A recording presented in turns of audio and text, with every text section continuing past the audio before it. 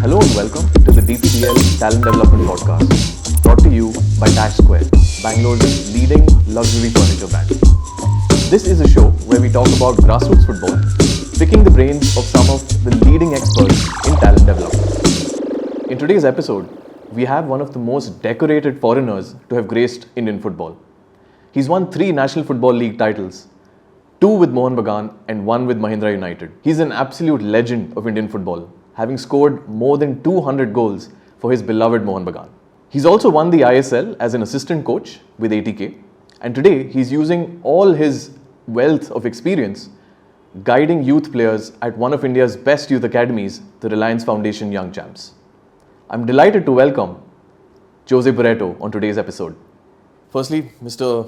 José, thank you so much for your time. Thank you so much for taking the time out for the DPDL Talent Development Podcast. It's an honor to have you on the show. A legend of Indian football, one of the most experienced and the most successful Brazilians and in fact foreigners to play in Indian football. So it's an absolute honor to have you on the show, sir. And our show it's about talent development, right? As the name suggests, it's mainly for coaches, for parents, for kids, players who are trying to make it as a footballer, trying to in a phase of life where they're enjoying football, probably want to make a career out of it, right? And who better to learn from the experiences than the great José Barreto himself. So that's what we'll do on today's show is first try to break down your career. Try to break down your learnings and especially your learnings as a youth footballer, because that's the essence of the show. And right, so my first question to you is Brazilian in Indian football, an extremely unique story, an extremely unique connection, something you would have never thought of, that okay, I'll probably be one of the highest scoring strikers in this league in some part of the world, so far away from Brazil. But what I'm most keen to find out is your younger days in Brazil, making it as a youth footballer. You were at the very famous Gremio Academy and you kind of developed there as a player. What were your experiences as a youth player? I think first of all, you have to be a dreamer. And when I'm looking back to myself, I remember to be in schools, writing things about clubs. And during those times, we had still the TV was black and white, and we didn't have much information about, what was happening out of Brazil, and even in Brazil we had very less information in that time, but out of Brazil we had a very less information. But when I was into my books, like when I was in the classes and I was write up about things, I usually to writing things about clubs. Clubs like Aston Villa, Newcastle. In that time, like it was 80s, and I think it's something that is relating to already. Okay, if you have to play one day outside, where you want to play? So those clubs are the ones that are usually to come already into my mind. So I related to that to be dreaming already. So I think within my 10, 11, 12, it was all about dreaming. Although, yes, I was in a scenario, because I came from a very small town in Brazil, quite far from the capital, in south of Brazil, 400 kilometers, border with Uruguay. So it's well-known city, but it's really far away from the real football, because in capital there is the 2 big clubs in the capital, that's Gremio International, but we're really far from that reality. Where there is 2 small clubs over there, a lot of struggles because we are very far from capital. So in terms of financial aspect, structure, everything, so we have really struggled with that.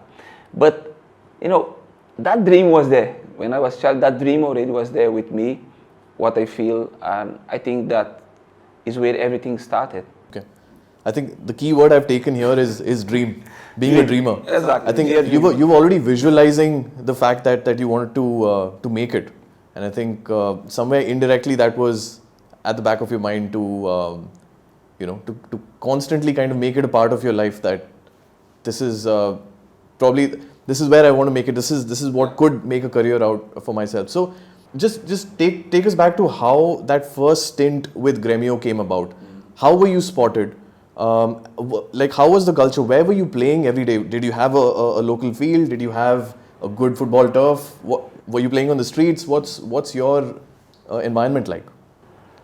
My environment was really good, because when I was 9 years old, I was moving to a place where had it was a kind of community where there is a lot of kids around. So till my 9 years not, I was maybe around my family, my grandfather's, grandmother side, and then my main friends were my cousins.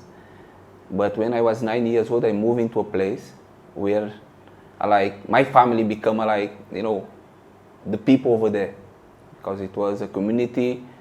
Then we had a lot of kids, a lot of boys over there. As a kid, I like everyone. We're playing all the time,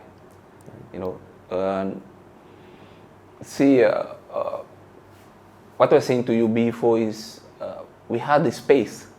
Okay. I think the only thing what a kid needs is a space, and after this is just about creativity, how we're going to play. We didn't have balls in that time, because having a ball in that time, in those years, was, quite expensive, and so we didn't have the ball, or if you had the ball gone. Sometimes the guy that had the ball was not at home. Yeah. So that's quite similar to India as well. Yeah, happens here. So we had to adapt. We had to take maybe many plastic things and all that, make a ball, and say, guys, yeah, we have to play. We have to sweat. We have to enjoy, and we had the space and we had each other. I think that was the main thing, and I feel we, as a kid, we use our creativity. It's not only football, but it's about running. 1 kilometer. Say, let's go running 1 kilometer. Okay, let's go and running 1 kilometer. Oh, let's go for swimming. Yeah, okay, let's go for swimming. So in that way, you already, I usually to say that I didn't have the perfect pathway, to become a footballer. But I have done the activities what I had, to do. I have done everything. I explore everything. All natural things, what things was possible for me, I explore. I was a kid that I was in the streets most of the time. So we're playing the streets. Okay, the ground there is empty, let's go to the ground. Let's go for swimming in the lake. Lake is there, let's go for swimming. Okay, let's go for fishing. So we had to walk in 2-3 kilometers. Okay, let's go for fishing. So I was a very active child. And I feel it's helped me. Somehow it's helped me later on, because as you starting growing, then you starting having more opportunities, like playing tournaments. When I got spotted, when I got spotted was when I was playing amateur league, when I was my 15s already. Okay. I was playing with open age guys. Then it was a place where I got spotted for someone that say, yeah, I want to look after you, I want to be your agent, kind of. Okay. Yeah, because I've seen your talents. So I've been, I think, a 15 years old kid is playing open age. In that time, it was something really wow, he must be really good. And that is just moving, spread that out into the city, something that way in a small city. And they approach me and say, I want to help you out. I had no idea about anything. And I say, yes, but how are you going to help me? You say, I'm going to look after you and your family. Wow, I say, that's great. And then that person become the president of the club of my city. Okay. Yes, as he become president, then he called me to that club when I was 15, 16. Over there, I got a couple of chances, although I was 15, 16, playing the second division, open age thing. It's for me, it was like I didn't have any fear into it. I didn't have any, I was not scared about anything. For me, it was just about playing football. Correct. And then I had the full support, of course, of the club and the coach over there, staffs. And the older players, they embraced me because I was just a kid in that time. Yeah, just a kid, so they all embrace me and they support me a lot. So it's helped me out like to start giving steps over there in that club, where it's called the attention of Gremio. Where it's called because I started playing some of the leagues and all that. 15, 16-year-old playing in open age. The same thing what's happening in the amateur, it's happening also in the club. Then the interest of Gremio was, they had called me over there for a 6-month trial, a kind of loan, and where I really stand out over there. Then after the 6 months, they just went and they bought me from that club. Okay, is where my story really started. Nice. And were you a striker back then as well? At 15? Striker. Were you a striker then, or that evolved over a period of time? See, as a kid, I won't play anywhere. I think as a kid, I was not a striker because I was just 15. When I came to amateur, I could not be a striker because most of the physical guys are in the back. Yeah. So they just give me a role like, be a free player, be anywhere, right? Just explore your creativity. Okay. And they give me that freedom.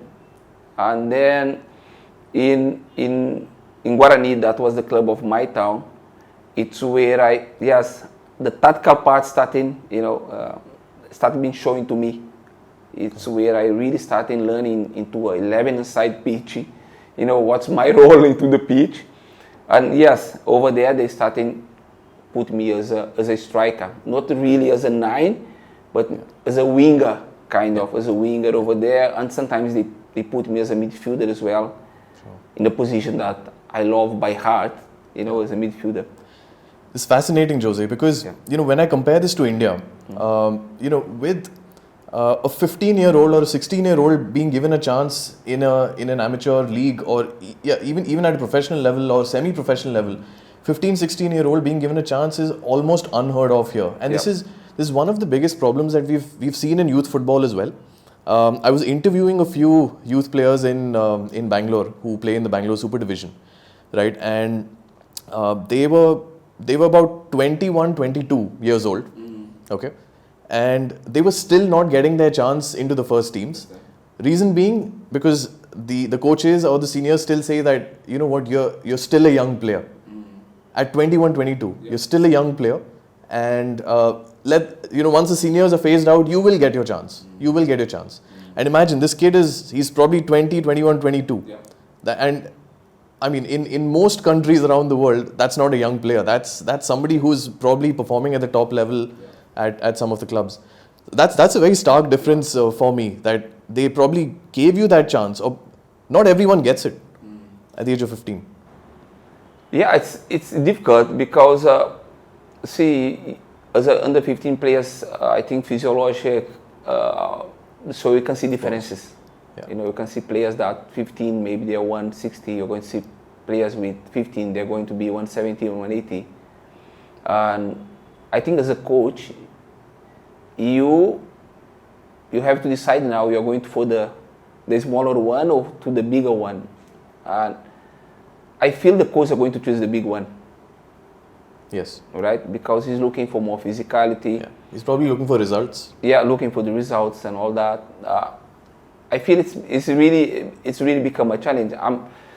What I'm seeing, the problems what we are facing Brazil as well. Okay. Right? The same problems we are facing as well, because especially in this age group is where we are having really challenges in Brazil. Yeah. Because coaches are also going for a win in Brazil. You see, we are talking about a country that football is everything. So the number of players are huge. Everyone is going to be a player, but also to be a coach is the same thing. So a lot of people want to be a coach, want to become a coach. They want to be involved into these sports somehow. And we are facing the same problem as well in Brazil. They are really going for physicality, and the potential, is being kept away. Like keep aside. It's not keep away, but keep it aside and say, okay, let's go and play the one that's physically more strong, more taller. Yeah, but he's not a potential. Maybe he's already into at his top, but I don't think anyone is looking into it. That is something I think in India.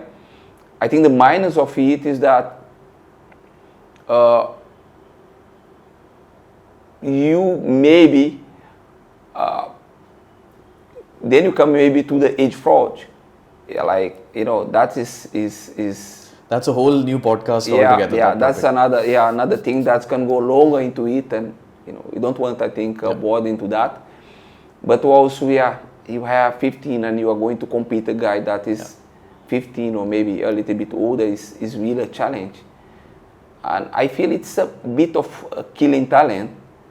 I think Brazil, maybe we are having better eyes. Maybe we are able to recognize really the real talent, the potential, and say, I really want, giving the way it was given to me. But maybe in India, maybe they are not able still, to having that sensibility to recognize the real talented player.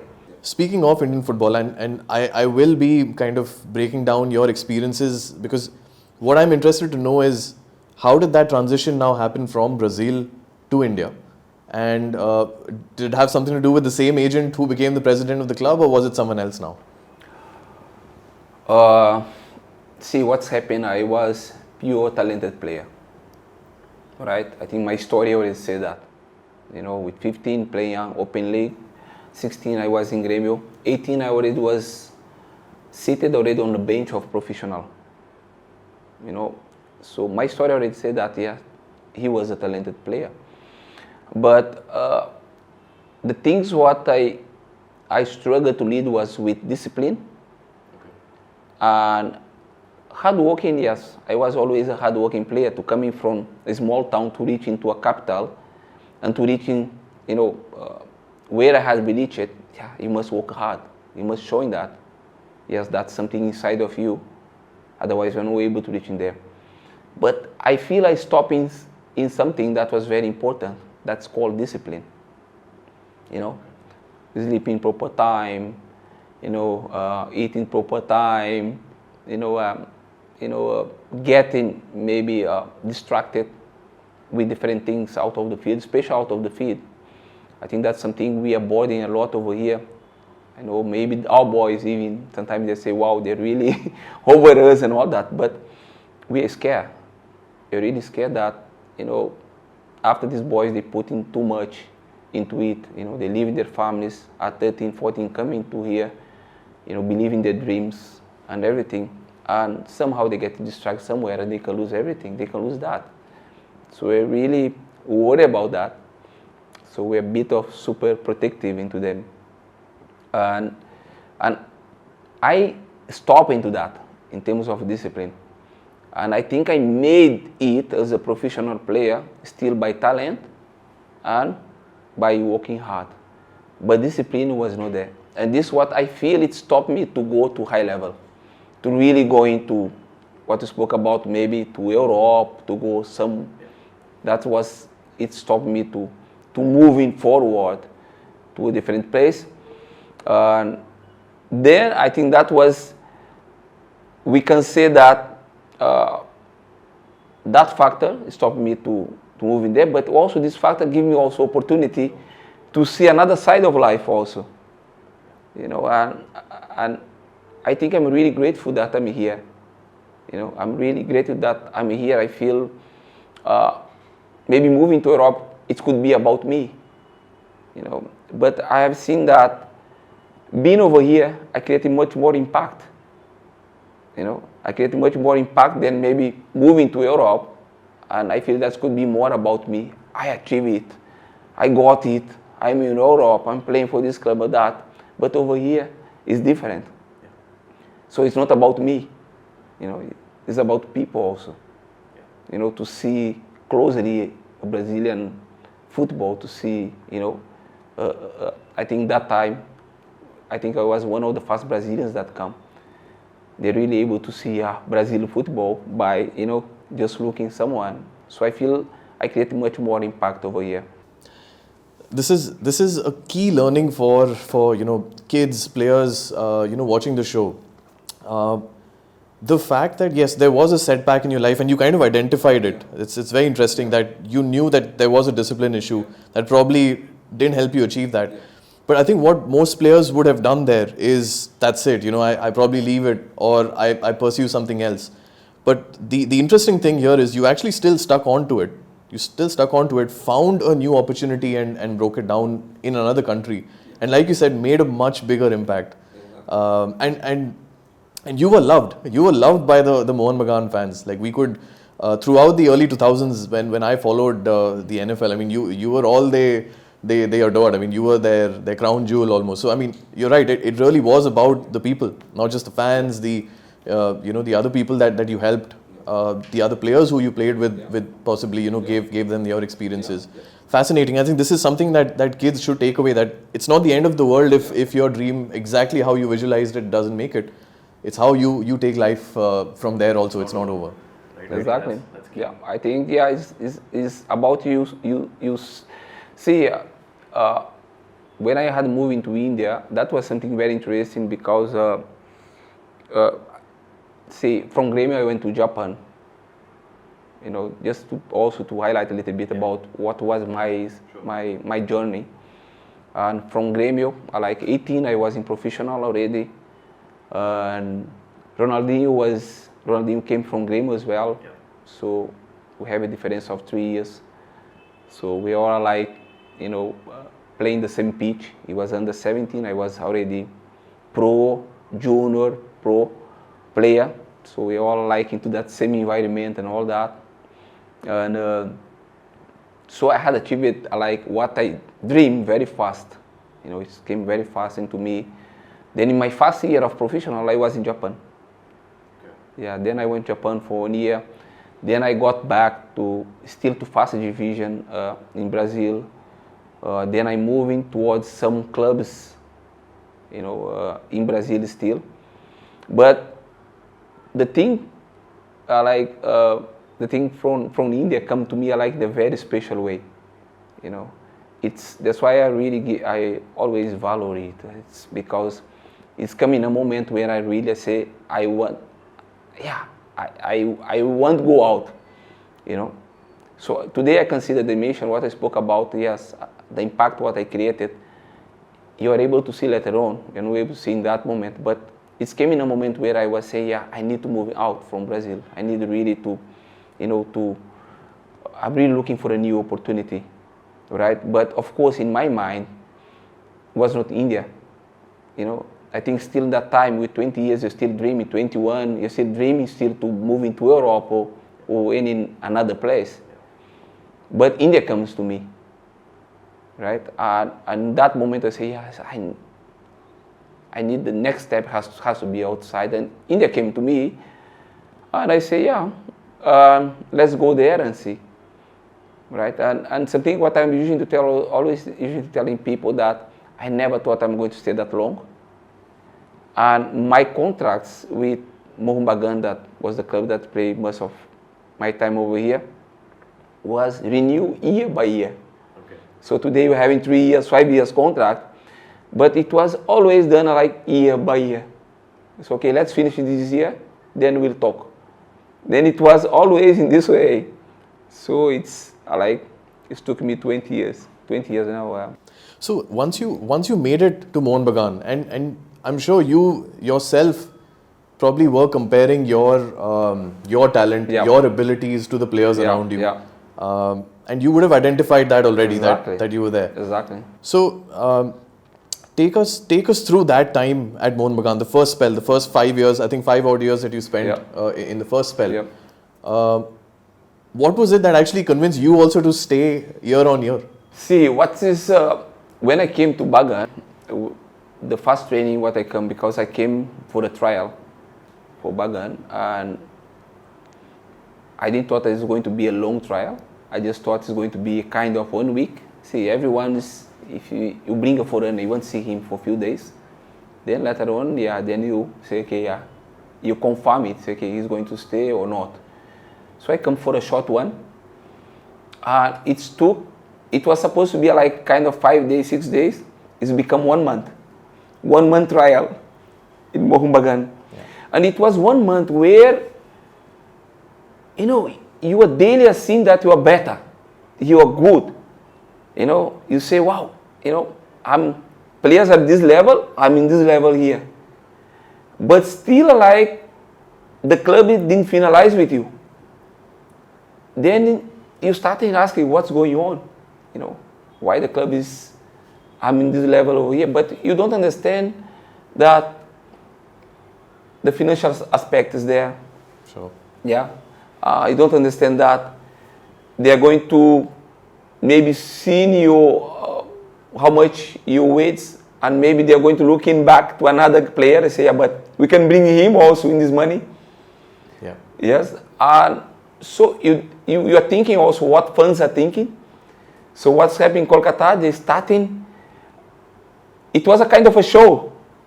I was 1 month in there, kind of, the club was showing me to the supporters, to get in the approval of supporters. And the media. So they were playing you in local tournaments, or let's say the CFL? No, it wasn't like every day was training. They didn't. Okay. No, they didn't use me. I was in a trial, so they could not put me into official game. Okay. So it was all about training for 1 month, because they're showing me to the supporters and they're showing me to the media to get in approval from the supporters and media to say, yeah, okay, we are going to sign you. It took me 1 month. Wow. Okay. So it was a long process. But also within that process, I also had to make a decision. All right? If I want to go through it, or I say, no, I'm going to get them back. All right? Yeah.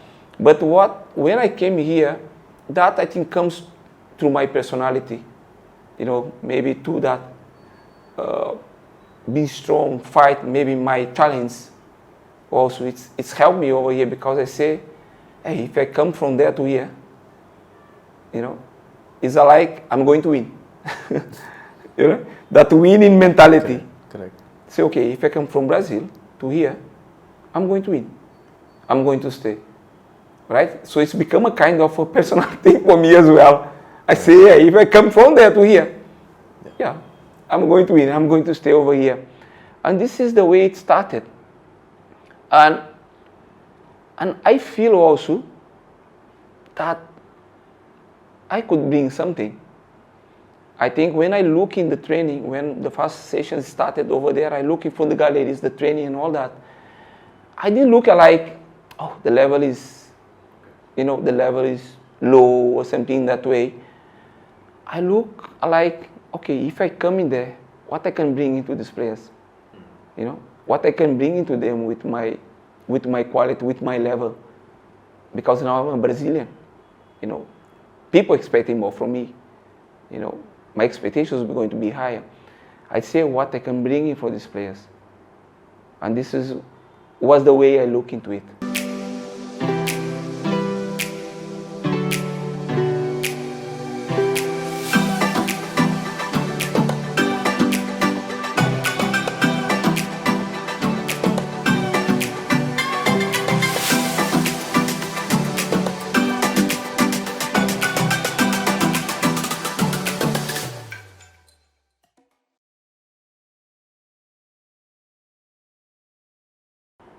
So, José, speaking about your playing days, right? You've had a decorated career, but of course, every player's days are limited. And talk us through your final years as a player. That second stint with Mohun Bagan towards the end, where NFL, the National Football League, has now become the I League. We are slowly moving towards the Indian Super League era. Your playing days are pretty much coming to an end now. So, what actually was going through your mind at that moment? Was coaching something you'd already thought of? Did someone give you that advice that you should probably become a coach as well? Just talk us through that transition, because I think this a lot of players who are today playing in the Indian Super League or playing in the I League second divisions, wherever, and you know who probably are thinking of what after football. It's very important for them also to kind of get these experiences. So, what was going through your mind in that phase? I feel it's I feel it's very important if you can plan, you know, your next step before. But I didn't plan. I really didn't plan what's going to be my next stage. If I'm going to be a coach or whatever, a manager or something else. So I didn't plan in that way. I feel it was very intense for me, you know, especially in the last years when I was playing. It was really intense. You know, the club was facing their own challenge. Like as a team, as a club, we faced our own challenges. See, about winning, no winning is always there. The pressure from media, pressure from supporters. So I didn't have the time to really to think about something else. You know, it was all about, you know, thinking about what about today. You know, what about tomorrow means, yeah, what's going to happen next week? Like, what will be the opponents? Where do you have to travel? So there's a lot of things where, you know, I had to put in my mind, because when I come into your last years also, there is a lot of, you're dealing with your age as well. You know, so your age aspect is there. So you must taking care of yourself. Injuries are there. So there are a lot of things where you have to deal with. Right, and you're dealing with your own, you know, expectations and all that. So I think my last years was really a challenge for me, because I think for us, you say this as a player that build up something, now you are fighting, you know, to keep it. Yeah. You know, really fighting to keep your name. You know, and I feel when you reach certain level, you are really you feel hurt and you feel bad when people questioning. Yeah. Sometimes, you know, your football, maybe your character, you know, he's not giving 100%, he's not performing. You know, those kind of things are really hurting you. Because you don't know how to deal with that yet, because you haven't been through that, especially in a very sensible age. That will be like your 30s, 32, 33. You know that you're reaching to an end, but you want end it well, you know. But so that is really your mind is where it is going through. So you're really not thinking about what's going to be my next step. So I didn't plan my really coaching career after football, after my playing career. So talk us through that. So was there someone who advised you to become a coach? How did you decide to firstly stay in India and to continue as a coach? I stopped playing in 2014. That's one of my last 2 years, where I played for a club also in Kolkata. Then I say, yeah, it's enough for me. You know, my body was not going anymore. My mind was not going anymore. I say, yeah, it's time to stop. Then in that year, ICL. I think they had started ICL in the first year, where I got a proposal to be an assistant coach. Okay. In ICL.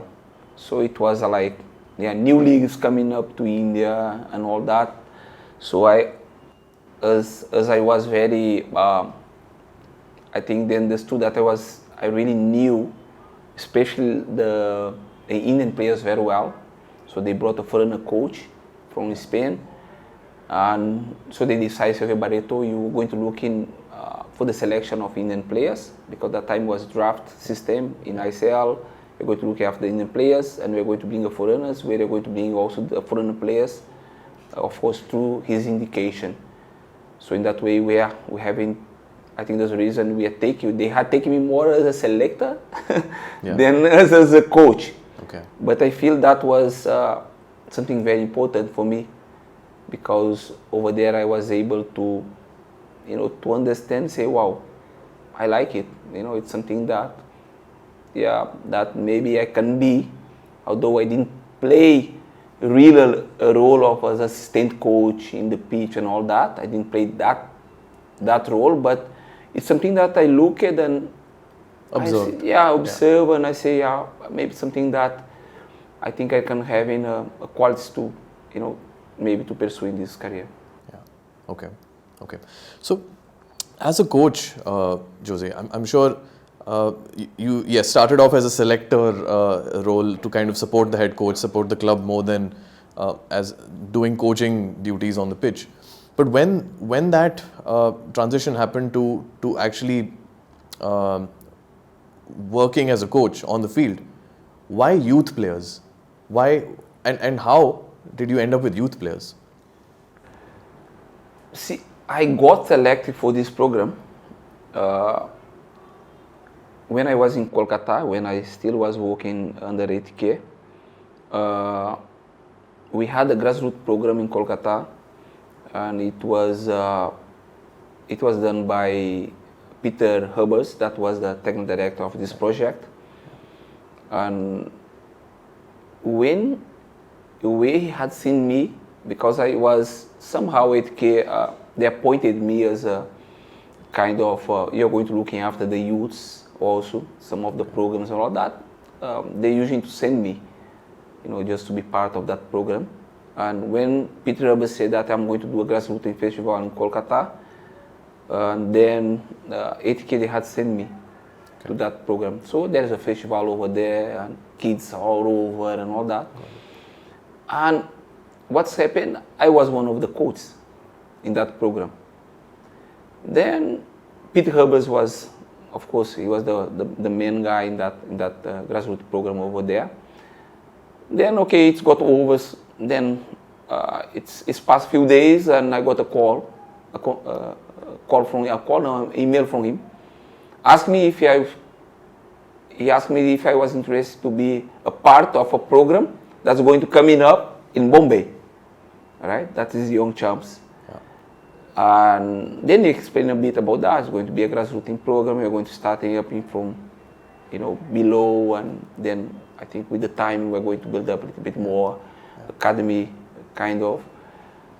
Then I say, okay, let's try, because my first experience here at TKS, for me, was more comfortable, because you're working out with professionals there. Yeah. So for me, talk with professionals was not a problem. My communication was very clear with them and all the things. I was able to help also the environment with Indian players. Very comfortable, but I really don't know. I think he saw that quality on me. Otherwise, he was not going to call me. I think he had seen something on me, in that when I was in that pitch, in my connection with the kids, he had seen something special on me. And I just believe on him.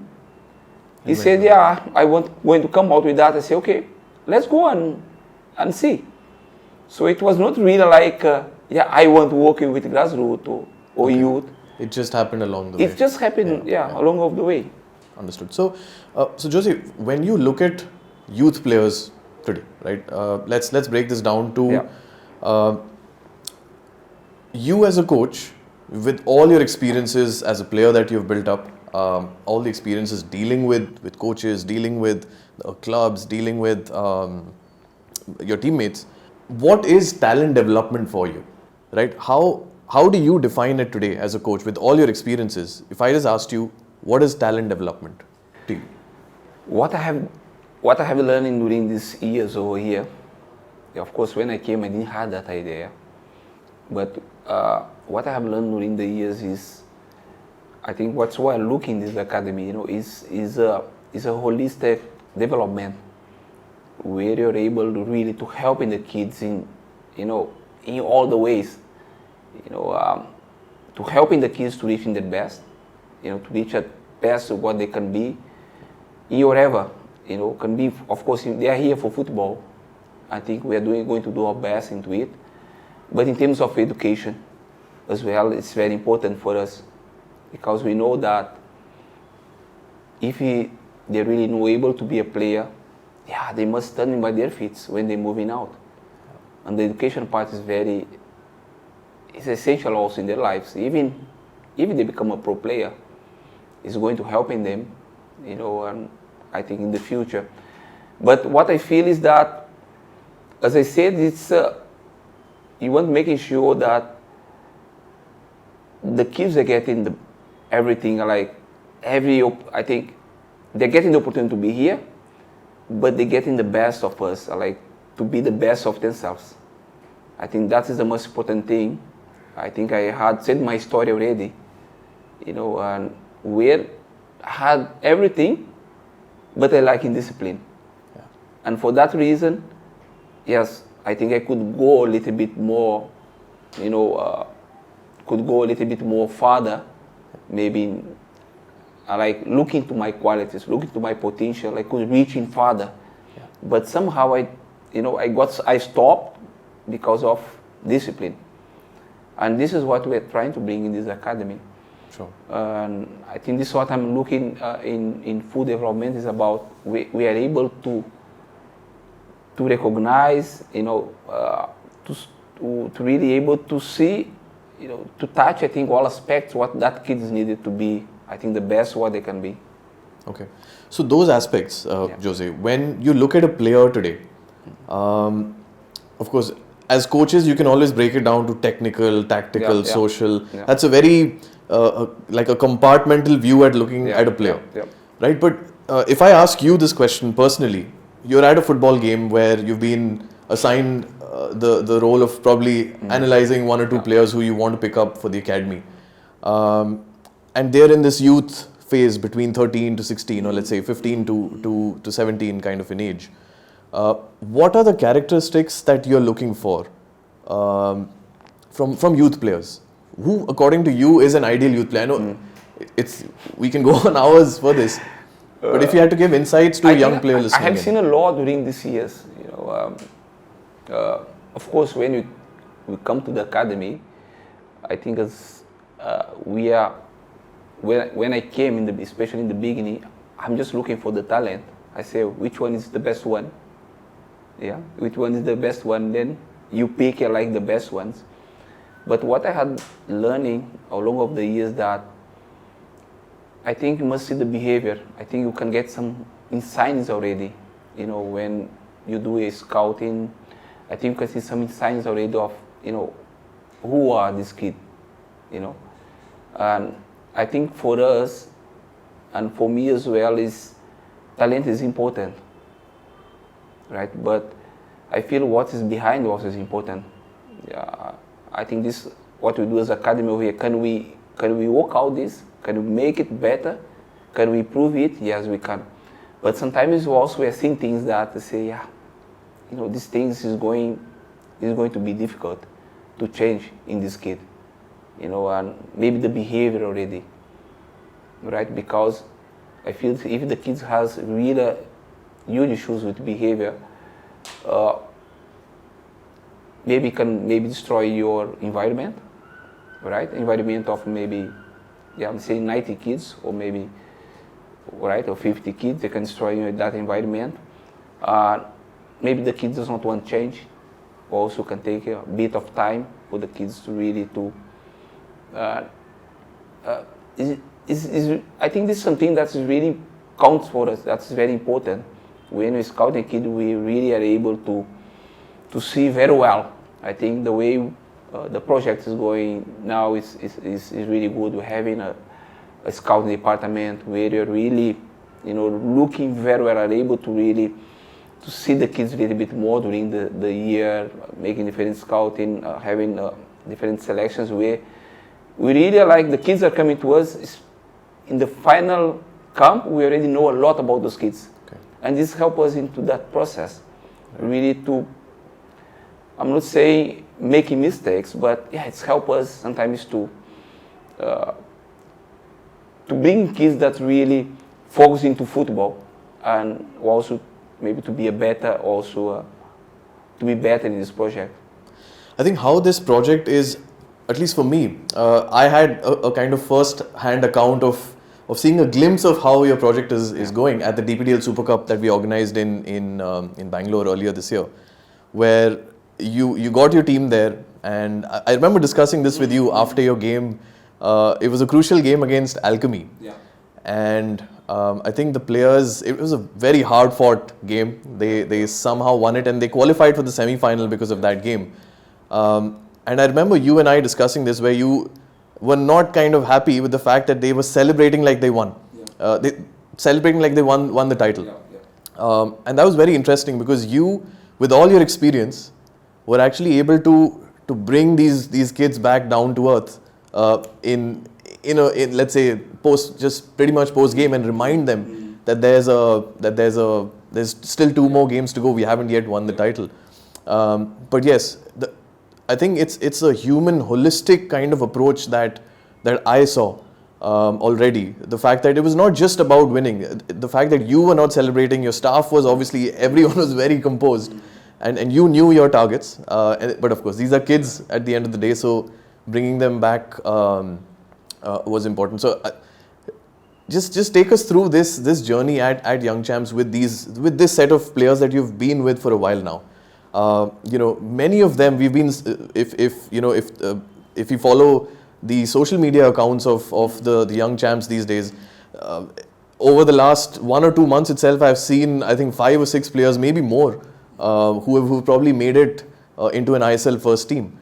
So what is it that you guys are doing that's actually enabling this? See, we are aware that your talent can bring you here, right?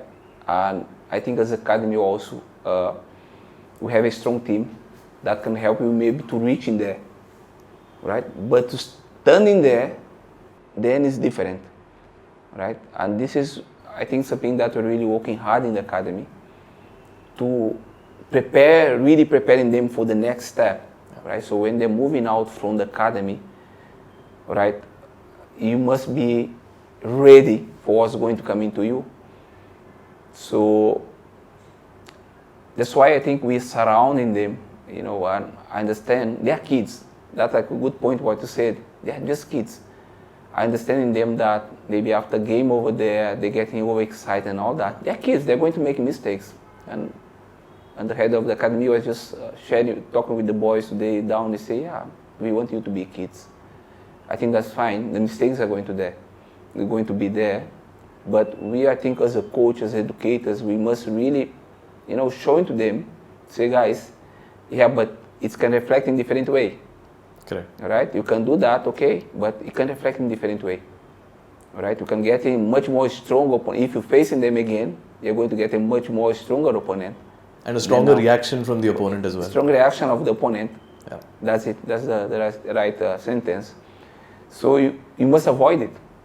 Right? I think you can walk in silently, working hard, work silently, and okay, can you get defeat? Yes, you can get defeat. You can lose the game. Yes, that's fine. But don't give in, the opponent in that. I think it's a charge. Don't give in the opponent that charge where they can come stronger to win the next time. Yeah. Right? So you must know how to really balance in that. I think as for us as a coach, I think this is academy. That's the way we are working over here. Right? We really try. We want them to be kids, right? Yeah. But yes, we also are really aware or really alert to the things that can making them to look indifferently, right? I think we are really privileged. I think something that we're always discussing over here. We are really privileged what we're having over here. It's really a blessing what we're having over here. Not everyone has such privilege, even for us staffs, to having what we're having over here. We value it, and the players also, they must value it. Also what they're having, the facility, the infrastructure, the staffs, everything what they're having over here. Wow, we are blessed to be here, right? Sure. But we must not thinking that we are special ones because we are here. We are not special ones, right? If this opportunity be given to us, yes, let's use it to become a better into it. I think this is the way it's happening with me. When I join over here, I think getting back to that process of player, coach, and all that took a little bit time also in that process. Yeah. For me to really to be what I am today as a player, as a person as well. Yeah. We understand that is a process. But it's something that we are really looking close into, to to make our players, we want good players, but we want also people that represent in this academy. When you're moving out from here, that the people, I think we got a lot of compliments from Ayush last year of the Bombay City coach. He was really impressed the way of his approach. He said, wow, he's really professional, really focused into his things. So when players are looking mobiles, looking at other things and all that, Ayush is working. He's really focused into his work and all those things. So for us, it was really like a big compliment, for the academy, because all these things he had learned over here with us. And and I think that is really a compliment for the whole academy. And I think in the journey as a player and as a coach, I think setbacks is something that will come. I'm sure players like Ayush sure have faced it. You as a player, you as a coach have faced it. I think this was quite, it's a personal question I wanted to check with you. I couldn't catch hold of you post the DPDL Super Cup. But then, when you guys came into the tournament, you guys were top favorites. It's one of the best academies in the country, flying in all the way from Mumbai for this. You were the top favorites. You guys reached the final and you lost to Roots FC. I didn't get a chance to speak to you about this, but I want to know, because this was a setback, a minor setback, in a final. But how did you as a coach react to this? How did the players respond to this? Just take us through that. I think it's very interesting to know when an academy does go through a setback as well. What is it that the staff is doing to rejuvenate, to get back to normal post this? I think the reason for us to participate in DPDL tournament it was to give an experience for the boys, right? I think for us as a coach, as academy, we know that two things are there: winning and losing is going to be there, right? But I think the experience is very important for us. Giving the experience of them to play against different teams, different academies over there with different levels. I think what we face over there, more physically, less physically, different way of playing. I think this is the experience what we're looking for, when you're going for that kind of tournaments. But I feel the experience was valid. Definitely we had taken something out of that. And yes, the defeat is never. I think a defeat is never something that we like to go through, but it's important also in the development. Yes, absolutely. So, and finally, we'll kind of wrap up the podcast with this question as well. I think a lot of people listening in are coaches and parents, right? So it's a two-part question. Yeah. A lot of young upcoming coaches who really want to pursue a career in this, who probably don't have the playing accolades that a José Barreto has. But what would you advise to an upcoming coach? What is it that he should focus on? Is it youth football that he should first build his kind of abilities with, have a trial and error kind of approach, working with youth players, and then kind of really trying at the senior level? Or what's the approach that works for a youth coach these days? What would you suggest? So I feel that I think for a coach, I think he must understand that his role into it. I think first, okay, I'm a coach, right? What is important for me to help in this kid, to reach, at their best. I think coach has to be really clear about that. And see, when I talk about youth coach or whatever, you're going to talk in different levels. You're going to talking with maybe kids are going just to play. You're going to, maybe kids are there, maybe they're thinking a little bit more. They're thinking maybe to become a player, or to play football. Or they're going to having kids that dreaming to be a pro player. So I think as a coach, he cannot move in out of, what's to be a coach. I think that's a very important thing for any coach is about educating, I think using his knowledge what he got, using his skills to helping that kid, to developing that kid, where the kid can be able to Express. to express themselves. I think that's very important. Okay. And this environment that you're currently working with, it's a unique one because as a coach, you don't have to really deal with the parents, is what I'm assuming, because the parents are quite far away. These kids are staying with you. You kind of you've made a protective layer around them. You are the parent almost over here. But from the city that we organize DPDL in, for example, we do DPDL in Bangalore, we do it in Mumbai. Most of the academies are local grassroots clubs who are coming from the city to come and participate. The parents are the most important kind of stakeholder over there, along with the coach. And it's that, I always talk about the triangular relationship between a player, a parent, and a coach. And what we experience at the leagues is these parents actually they sometimes put huge pressure on the kids as well. But this is a problem that you guys don't have, or is it that you do have this? I mean, what's the relationship between the kind of parents angle to developing a player for you guys? Yeah, I think for us is as a coach, of course, we have to look more for the ground aspect, training the players, making them brilliant to that.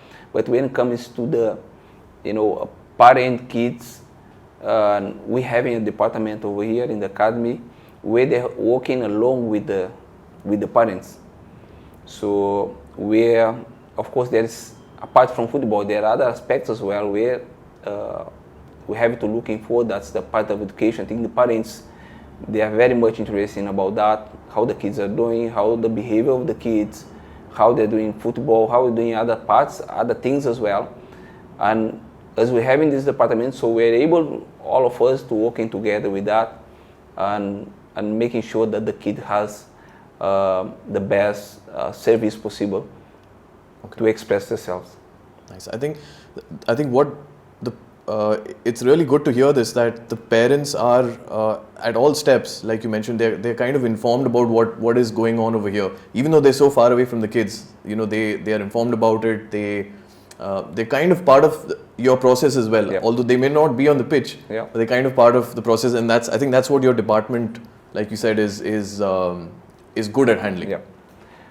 So I think that the important thing of that, we have started in 2015.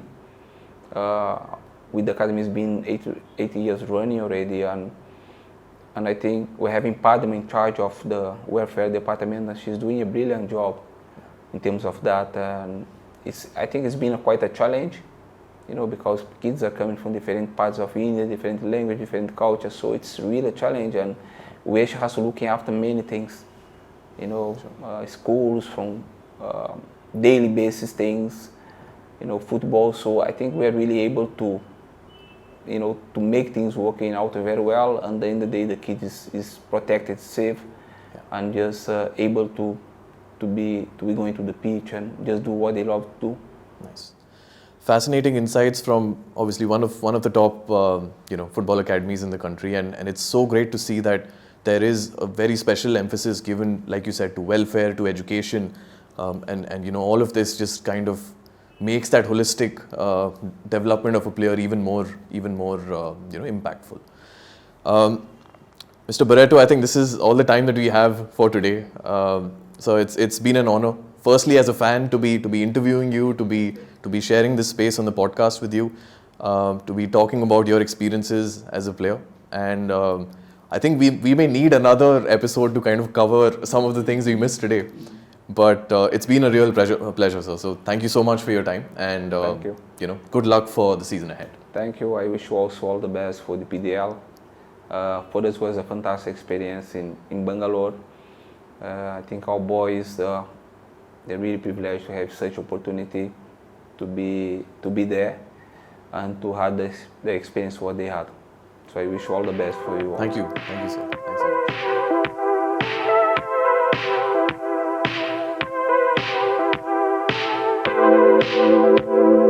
much.